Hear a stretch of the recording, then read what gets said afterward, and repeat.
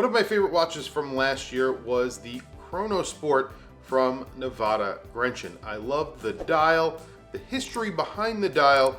I loved the bracelet. I loved everything about this watch, and I put it on my top watches of 2024. This year, they have released an affordable version of that watch. So that original watch got a value movement inside. This one is more affordable. It's around that $500 price point, and you're getting all the same good looks, but without the big price tag. So I have one hands-on.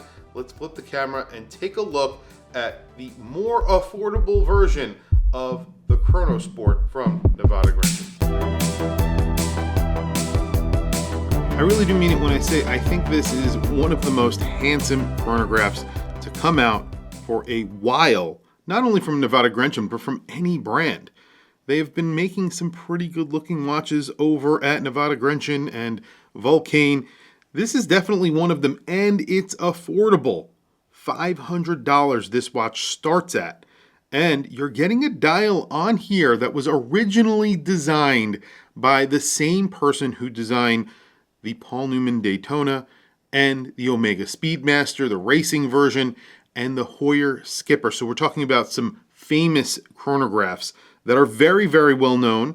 And this isn't as well known, so it's somewhat of a bargain. Now, the original dial didn't have that register down at the 6 o'clock. This is using a different movement, obviously, so different form, I would say. Not a departure completely, but it's a different form of that dial. I actually have the automatic version on my wrist, and I'll put a side-by-side later on so you could see the differences between the dials.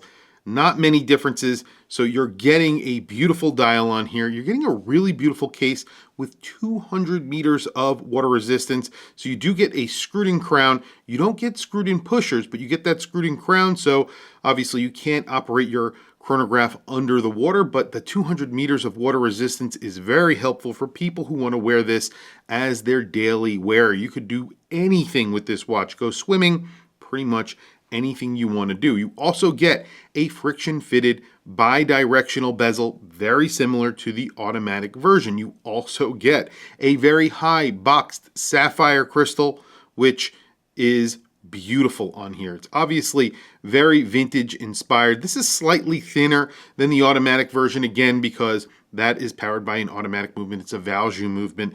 This gets a meca-quartz movement inside. This is the VK67. That's why you have that 3-register layout rather than the 2-register layout. There is lume on the indices, there's lume on the hands, and you have an integrated bracelet look. This is not an integrated bracelet watch, but you have the look of an integrated bracelet watch because the bracelet sort of integrates into the case really nicely. And that's because the end links on this bracelet are slightly wider and match the lugs just a little bit, so it looks like an integrated bracelet watch, but the end link itself, which is a solid end link, is not part of the case. It's actually part of the bracelet. So if you remove the bracelet, you can easily put a strap on this watch.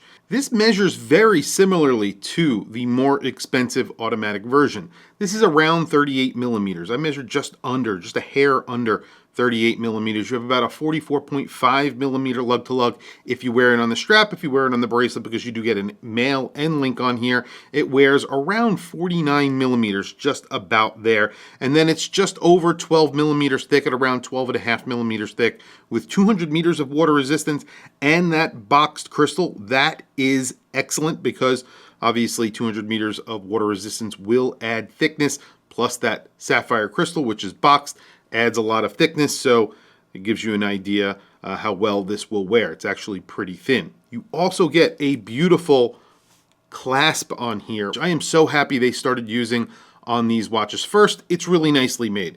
It's brushed down the middle, polished down the sides. There's a step in it. This is a very, very nicely made clasp.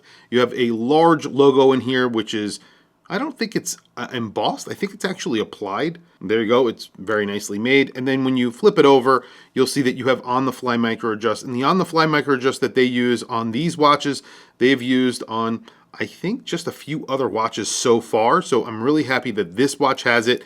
And it's really, really easy to use. And it's really easy to get on and off your wrist. And you can see when you get it on your wrist, you could adjust it immediately. When you take it off, just undo the on-the-fly micro adjust and put it all the way out. And then when you put it on, you could just click it in and get a perfect fit every single time you put on your watch. I love that. There is the automatic version on my 7.5 inch wrist on a strap. So this gives you an idea of what the meca-quartz would look like on a strap. Now the differences between these two watches, I think the hands are slightly different, but maybe that's just my eye. The real big difference here is that you do not have that sub register at the 6 o'clock. So all the information that's at the 6 o'clock gets moved to the 3 o'clock position on the meca-quartz version. Also, it says meca-quartz on the meca-quartz version, which makes sense. Other than that, you're getting a very similar dial. You have indices that are painted on. They are loomed as well, and you have the date at the 3 o'clock, just like the meca-quartz version. This is the tan version, the one that we're looking at today. The meca-quartz version is a salmon version. They call it a salmon version, but all the dials are black. So this is a black dial, and the one that we're looking at today is a black dial. Has very similar bezel as well, except again, the pip is just a different color. And there it is on my 7.5 inch wrist.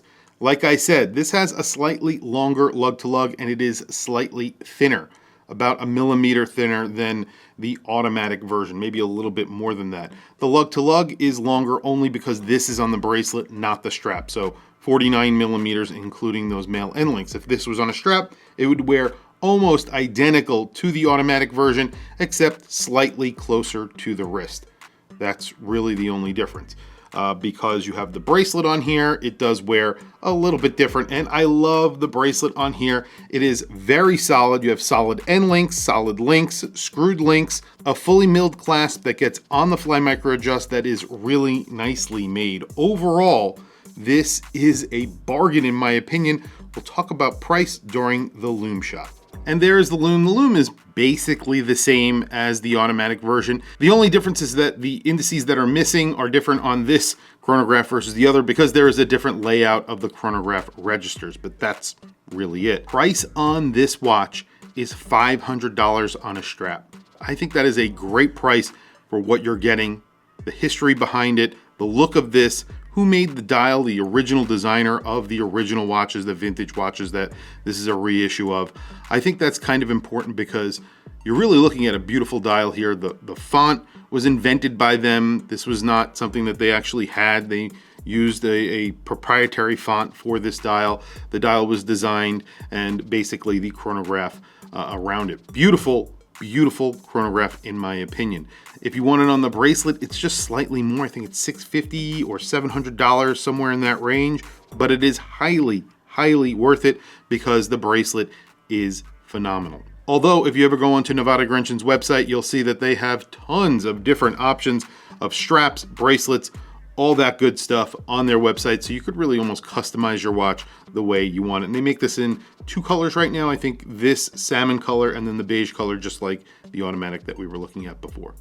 That's really it, guys. Tell me what you guys think down in the comment section below. I will add a link to this watch down in the description. Definitely check it out if you are interested. Anyway, guys, thank you for logging on. Thank you for watching this video. I will catch you guys in the next video.